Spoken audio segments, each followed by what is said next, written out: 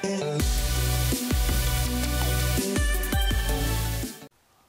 guys, it's Trek, and today's modification is a commission. It should be a lot of fun. So we're going to start with a brand new inbox Demolisher, then we're going to wave some YouTube magic over it and go ahead and unbox it, and just like that,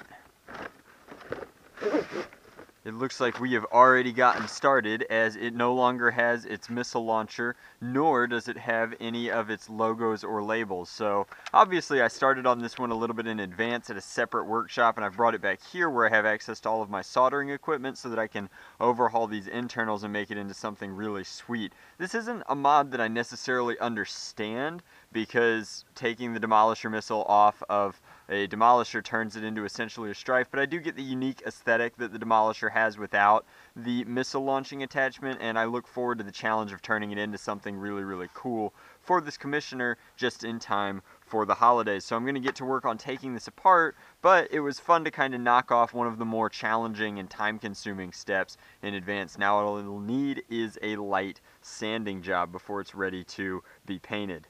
Oh boy, that's some powerful neon. Now, this has been done and everything was taped off. We should be able to get a really cool neon green with black and orange. So, I'll give you a little teaser here, but I use black vinyl dye as the base coat, which means that as I remove everywhere that has tape, it should look really clean with that black base coat. And then I think that this is starting to have a real Zombie Strike feel for me, so I'm probably going to come in and do some kind of like black watered down dry brushing to give it a really worn post-apocalyptic feel. But this has been taped off, the entire handle area has been taped off, and then I did these panels just to give some breakup so that it'll go green, black, orange, since there will be plenty of orange that was requested by the commissioner to keep it safe for outdoor play. I think that the green neon also does an excellent job of that, but can't ever be too safe.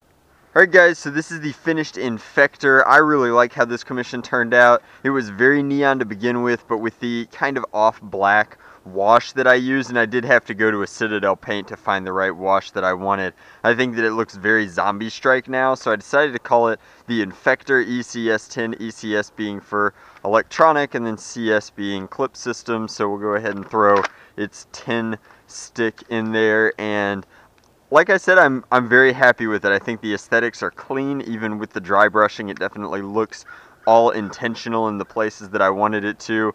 The space where the Demolisher missile used to be is a very clean, filled area now, and performance speaks for itself. I've got it rocking 3 IMR style batteries right now, and I think that that's going to be very sufficient. I don't know why I connected these, but I thought it would be fun to connect these back 3 into a circuit, so I did. And then the blaster is signed over here, so that pretty much covers the aesthetic of it. One subtle thing is that the black is actually much, I think, nicer looking than the gray that the handle originally was, and you have no idea that this isn't factory, which is just a super sweet feature of using vinyl dye as your base coat. But we're going to go ahead and fire off the tin, show you that the performance is, of course, very snappy, very smooth.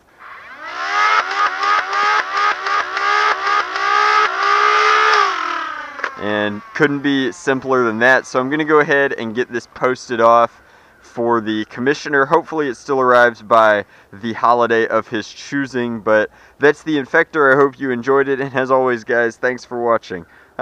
I'm still confused as to why I couldn't just use a Strife for this, but I do get that the front end is very aggressive, and I kind of like it in hindsight, but come on.